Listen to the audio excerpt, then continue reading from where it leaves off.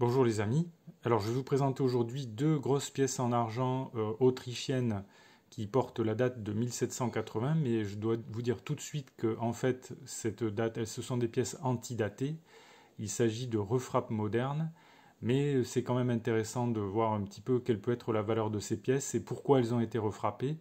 Donc on va regarder tout ça.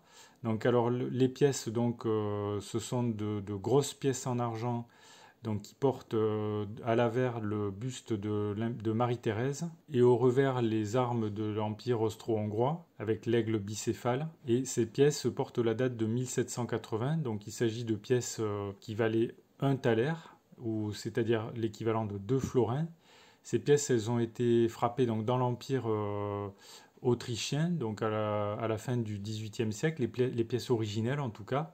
Donc il s'agit de grosses pièces d'argent puisqu'elles elles ont un diamètre de 42 mm qui correspond, c'est l'équivalent des pièces américaines, des American Silver Eagle. Elles contiennent 28 grammes d'argent, qui est de l'argent fin à 833 millièmes. Ce sont des pièces qui sont quand même assez imposantes et qui sont assez intéressantes à collectionner, pourquoi pas. Alors, quelle est la valeur de ces pièces? Donc, actuellement, on peut voir que là, il y a des enchères. Il y a deux pièces qui sont vendues aux enchères. Donc, ces deux pièces, elles sont à 35,50 €. Mais quelle peut être leur valeur finale? Alors, ces pièces-là, elles ont une valeur métallique intrinsèque, puisque c'est des pièces d'argent. Donc, la valeur de l'argent qu'elles contiennent, c'est 16,93 € par pièce. Et par conséquent, la valeur de ces deux pièces, si on les met ensemble au cours du jour de l'argent, c'est 33,86 €. Donc on voit que le prix de ces pièces, il a déjà dépassé leur valeur métallique intrinsèque de 2 euros.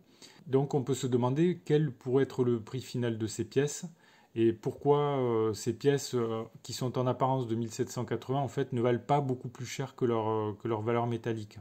Alors en réalité, ces pièces, ce sont des pièces qui ont été refrappées à l'usage du commerce tout au long du 19e siècle. Alors c'est ce qu'on peut lire par exemple dans le livre d'Ernest Babelon sur, les origines de la monnaie.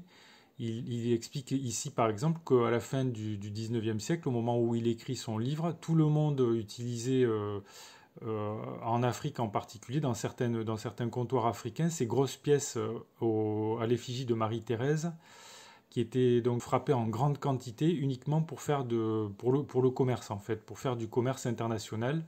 Et ces pièces-là, elles avaient un succès, elles étaient très utilisées en Éthiopie, dans le Soudan, où elles ont remplacé les piastres espagnoles donc pour faire du commerce international.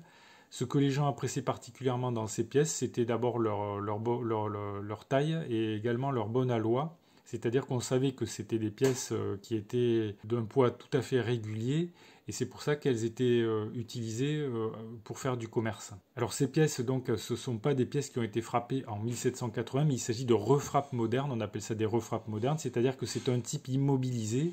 On a gardé exactement les mêmes images sur la pièce, mais ce sont des pièces antidatées. Elles ont été refrappées tout au long du 19e siècle et même du 20e siècle. Et il faut savoir que ces pièces, donc, qui sont très communes, on va dire, elles ont été frappées dans des quantités énormes. Et la monnaie d'Autriche continue encore d'en frapper aujourd'hui encore. Donc, comme on peut le voir sur ce lien ici, et elle continue donc à vendre ces pièces aujourd'hui encore. Bon, là actuellement elles sont épuisées, mais la monnaie autrichienne continue encore à frapper des pièces neuves à l'effigie de l'impératrice Marie-Thérèse.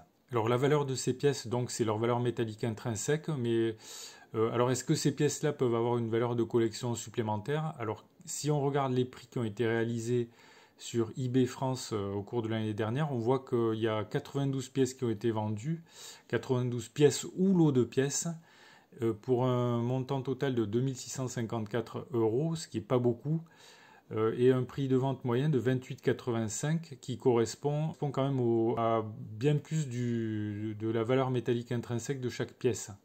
Alors quand on voit les chiffres de vente, on peut observer qu'il y a des variations assez importantes là, donc avec des pics à 50 € ou des ventes à 16,56 € ou à 21,60 € par exemple. Si on trie les pièces par prix de vente moyen, de la plus chère à la moins chère, on voit que là, par exemple, on avait un lot de 5 pièces qui s'est vendu 135 euros. Et sinon, les pièces, en ce qui concerne les pièces à l'unité, on voit que souvent elles sont vendues beaucoup plus cher que leur simple valeur métallique intrinsèque en argent. Et c'est lié au fait que certaines personnes peuvent ignorer que ces pièces en fait ne sont pas des pièces d'époque. Donc c'est un petit peu trompeur. Ce sont d'authentiques fausses monnaies d'État officielles en fait, qui ont été fabriquées par l'Autriche depuis longtemps. Donc il faut faire attention quand on achète ces pièces. Ne croyez pas qu'il s'agit de pièces qui ont été frappées en 1780. Ce n'est pas le cas, sauf exception rarissime. Et par conséquent, ces pièces, il ne faut pas les surpayer. On peut dire que là, elles sont déjà à leur prix. Voilà, donc si vous êtes intéressé, ça peut être intéressant quand même de posséder au moins un exemplaire de ces pièces dans une collection. On peut aussi les acheter pour l'investissement, pour le métal qu'elles contiennent, à condition de ne pas les surpayer. Donc voilà les amis, ce que je pouvais vous dire sur ces pièces. Vous pouvez tenter de les acheter, de placer des enchères si vous souhaitez en acheter. Pour ça, j'ai mis un lien qui se trouve donc sous la vidéo, ainsi que d'autres liens sponsorisés. Si la vidéo vous a intéressé, si vous avez appris quelque chose, ou si vous avez des questions, des remarques ou des commentaires, vous pouvez cliquer sur le pouce j'aime ou laisser vos commentaires dans le fil de discussion sous la vidéo. Voilà, je vous remercie pour votre attention et je vous dis à bientôt pour de nouvelles vidéos.